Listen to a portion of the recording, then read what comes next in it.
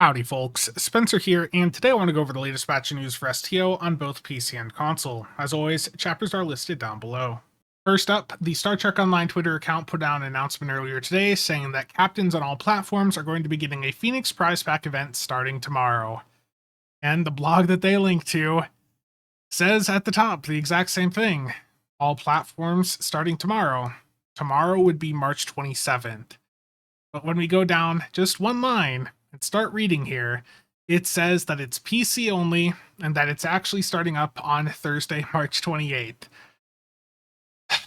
Let's take a look at the German blog. So according to Pharaoh here, this is indeed for all platforms, and it's going to be starting up on Thursday, March 28th, and will be running up through April 4th.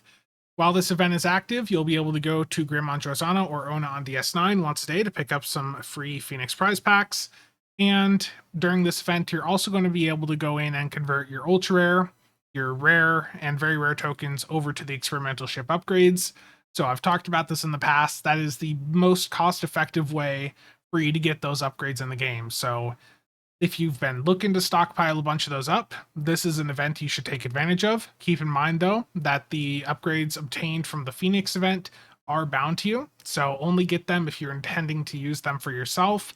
But again, as I talked about in that video, this is by far the most cost-effective way to do this. So I would stock up now because it could be a couple months until we see this event pop up again. And for those of you over on console, a reminder that the 14th anniversary giveaways are going to be returning this Thursday, March 28th, and they'll be running up through April 1st. So if you missed any of these giveaways earlier this month because Cryptic decided to not announce them at all, then you'll be able to go in and pick them all up during this limited time rerun.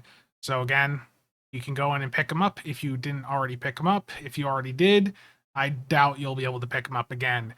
But an important thing here is that this T6 coupon that you get from this is usable on the ships in the new 14th anniversary bundle, which leads us into the next topic, which is that the 14th anniversary bundle is finally coming to console this Thursday on March 28th, and you can purchase the 4 new ships on their own, and if you want to use that T6 coupon to pick one of them up, then you could go in and do so if you wanted. If you want to pick up the entire bundle, it's going to be at an introductory discount of 25% off for the first 2 weeks of the bundle being out, which means it'll set you back 13,125 Zen. And if you want to pick up the ships on their own, the 4 new ships again will be standalone C-Store ships if you want, and those will be at a 20% discount, taking them down to 2,400 Zen apiece for the first week of this bundle being in the game. So you know, if I was going out and picking up any of these ships later this week, if you don't want to pick up the entire bundle, the Awani is by far the most impactful due to the console that it has and the hanger pets. The trait on it is also good. That is by far going to be the most impactful for you.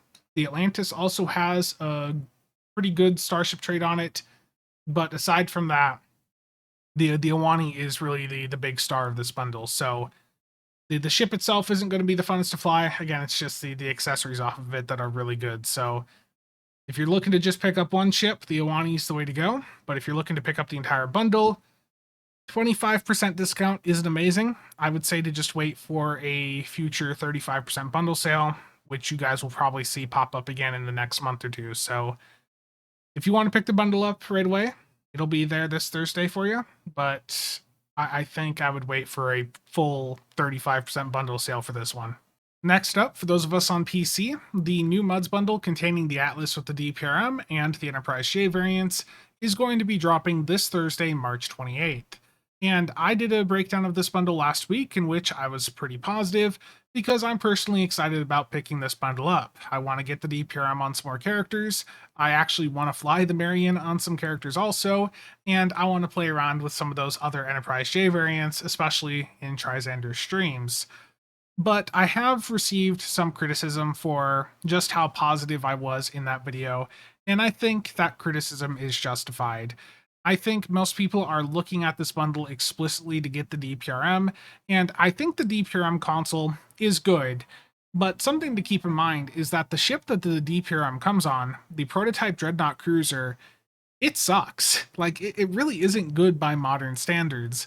So if you're going in and getting this just for the DPRM, that's a lot of money to drop, you know, just for a console. So There's been some other videos out there by some other content creators, and I'd really recommend you take a look at Goss's here, where he's a bit more critical about it and presents some alternative opinions that I think you should very much consider if you're on the fence about this bundle and you're just looking at it for the DPRM.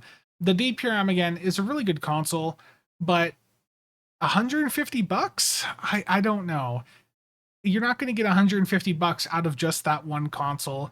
It's not going to change your gameplay that much. It's a good console, but I just don't want people to go in thinking it's going to having expectations that it's going to change their game, because it's not.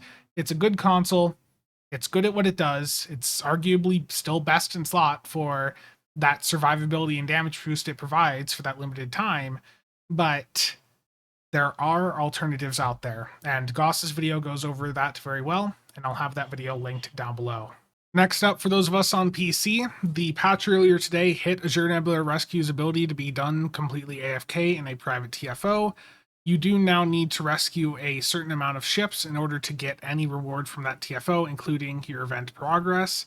So what I've seen people recommending so far is that throughout the entire TFO, you try to rescue at least 7 points worth of ships and clear out the Tholians around them.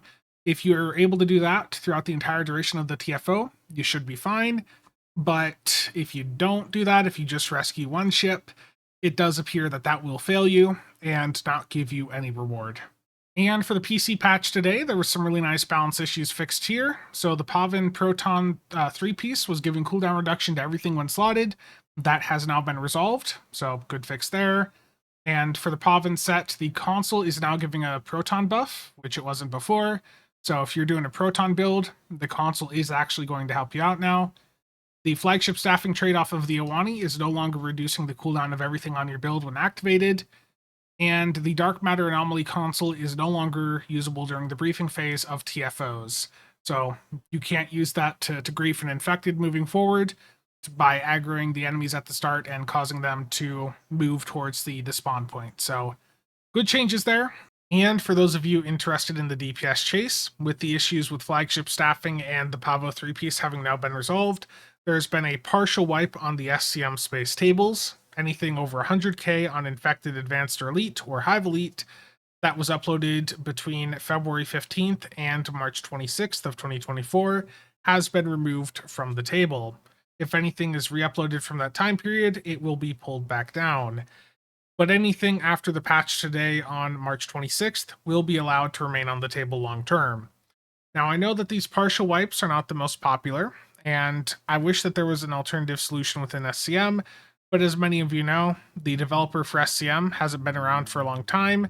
The code is not open source, so going in and changing things in SCM is not really doable.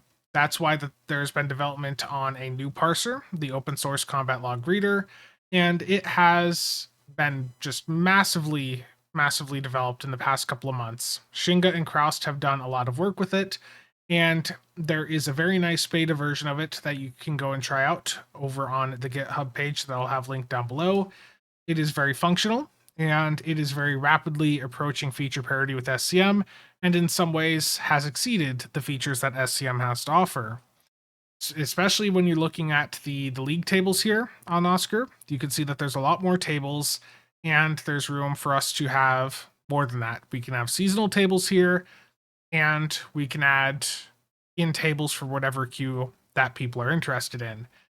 Now, the tables right now, if you're trying out this beta version, are not going to work if you're trying to upload or download from them. While it's in development, it is on a very limited server plan, and it already hit the bandwidth limit. Long term, it is going to be transferred over to a much better server plan where we're not going to have to worry about any upload or download limitations.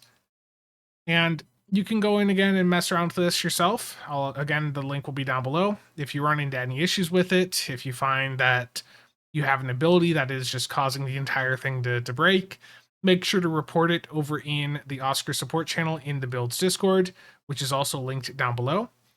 Again, this has been very rapidly developing over the past couple of months, thanks to Shinga and Kraust, and I don't think we're that far off from it being able to go in and fully replace SCM. So huge thanks to them. And, if you want to go and try it out yourself, again, links to everything are down below. And that's going to be it for today. As always, thank you to all channel members and viewers for the continued support. See you guys around.